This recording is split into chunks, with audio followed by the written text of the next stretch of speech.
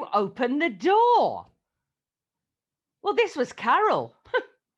Why did you open the door in the middle of an alien invasion? Well, how was I supposed to know it was an alien? Somebody was knocking. Didn't expect an alien to knock. I thought it was the plumber coming to fix the kitchen tap. So I opened the door, and there he was, stark naked, pointing his ray gun at me. Why are they always naked? They're technologically advanced enough to build rocket ships capable of intergalactic flight, but it doesn't cross their mind to wear clothes. Anyway, benefit of the doubt, perhaps his home world was too warm for clothes, I thought. Well, it certainly isn't warm in Sidcup, not in the middle of November anyway. I think he realised that because he was standing there shivering and his winky was swaying in the breeze. Well, I tried not to look, but I couldn't help it. Well, he must have been 7 foot tall, and it was in my line of sight, you see. Well, I'm barely 5'2", and that's in my heels. Not that I wear heels, not indoors, especially when I'm waiting for the plumber. Now, I didn't want to give the wrong impression. I know all about those 1970s dirty movies. Derek used to have a stash of them in the loft. I watched a couple once, just out of curiosity, when Derek was at the social club where he went every Thursday. The storylines, they were a bit thin. I remember one of them, well, it involved a plumber visiting a frustrated housewife, and she greets him at the door in her skimpy underwear with stilettos, and no sooner has she made him a cup of tea, white with 2, then they're going at it hammer and tongs on the kitchen table, on the worktop. He didn't even bother to take his boots off. Well, Formica is a durable material, there's no denying it, but it's not meant for that sort of abuse. Now, when I said the alien's winky, I mean, well, that's what I assumed it was. Being a creature from another planet, of course, well, it might have been a feeding tube or some sort of antenna, I don't know. But whatever it was, I didn't like the look of it. So I told the alien straight, which I think he appreciated it. I said, you can come in, but put the gun down and cover yourself up, for goodness sake. Well, the last thing I wanted was to have him wandering around the house with his winky knocking over my Royal Dalton figurines. Well, some of the Beatrix Potter pieces, well, they're irreplaceable. Derek used to add to my collection every birthday and Christmas. Mr. Appleby from the antique shop, he always kept an eye out for the better quality items. He was a funny looking creature.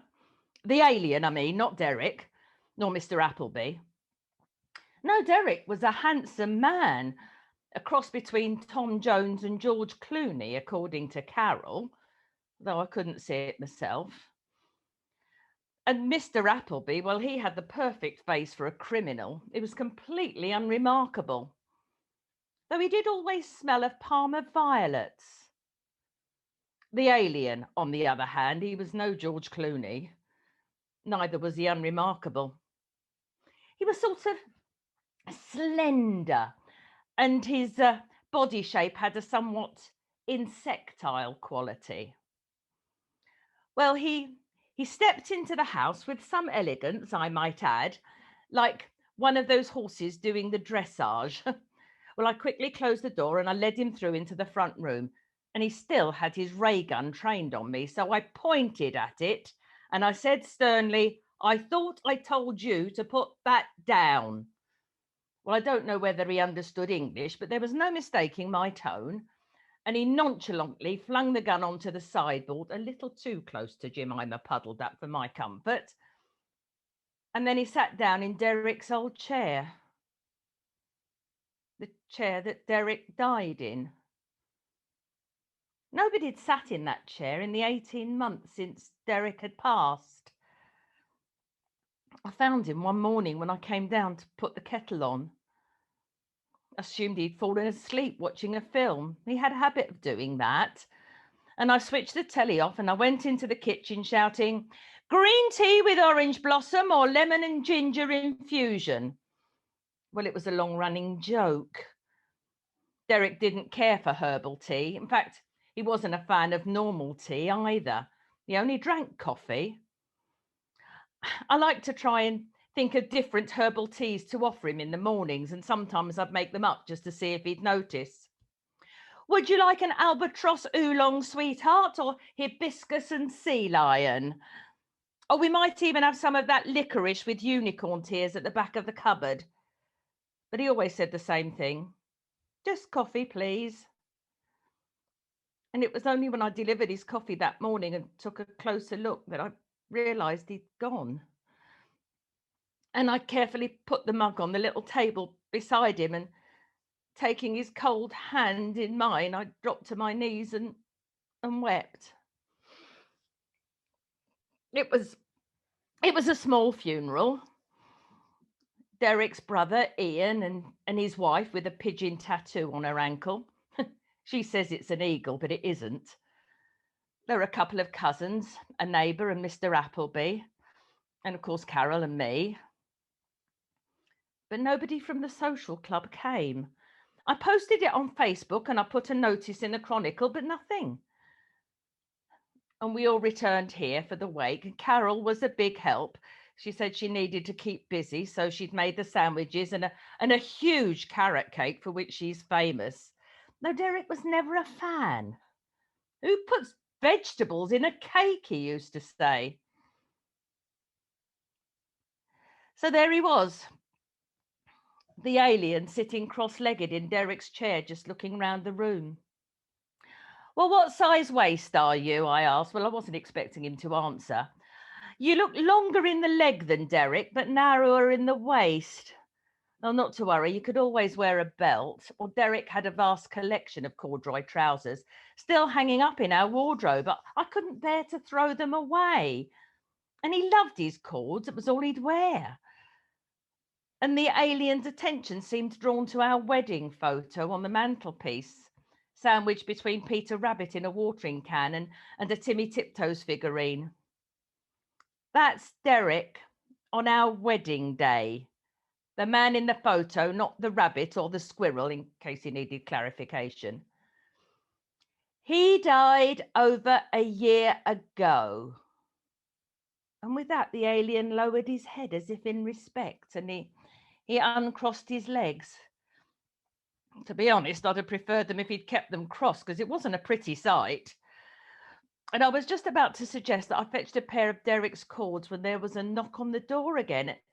And I wasn't sure if this time it might be the plumber after all, or if it was another bloody alien. "Who is it?" I shouted. "It's Carol. Can you let me in?"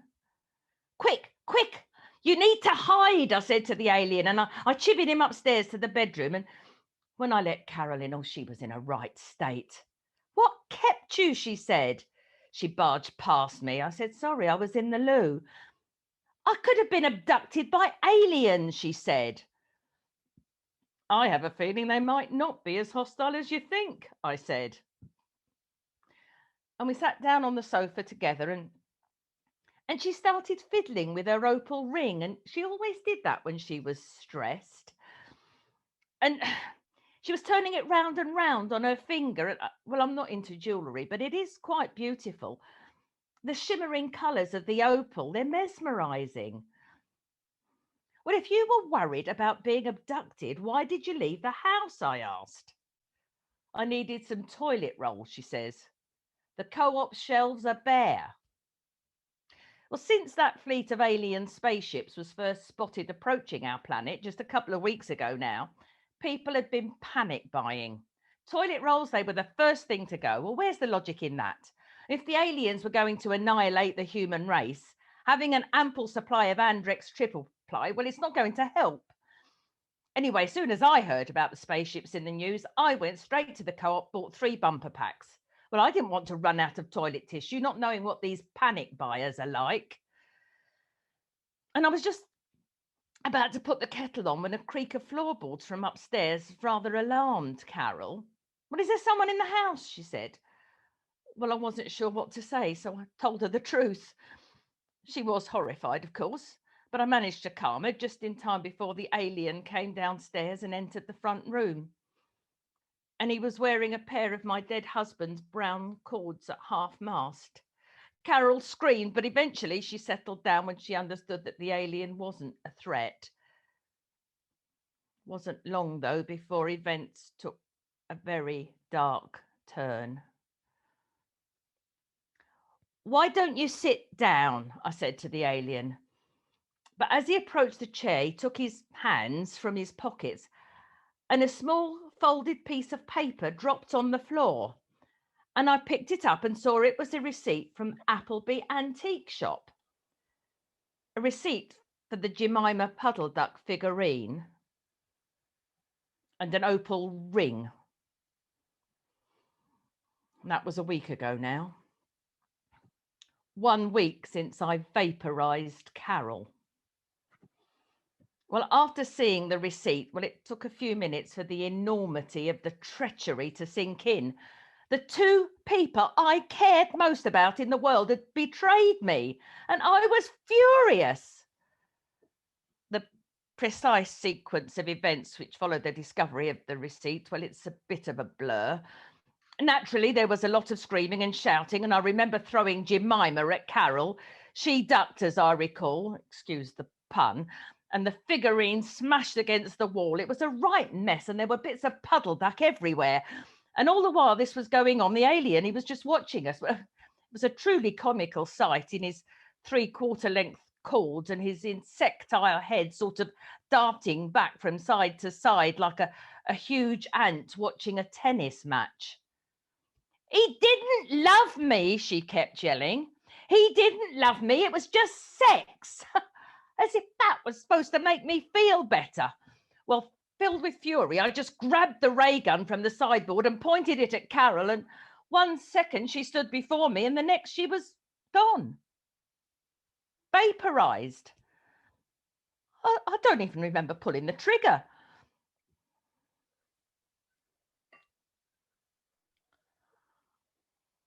I don't regret what I did to Carol. She got what she deserved. Although I will miss her carrot cake. And it turns out that the aliens weren't invading our planet after all.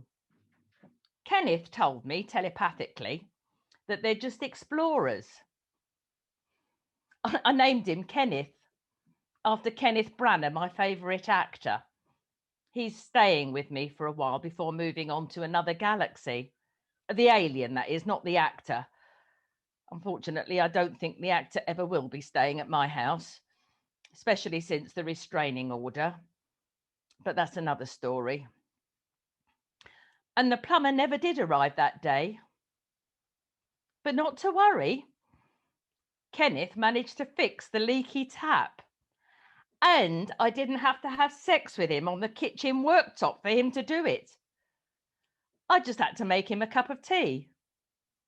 But get this, not white with 2. Oh no. Kenneth likes herbal. So it's a bonus.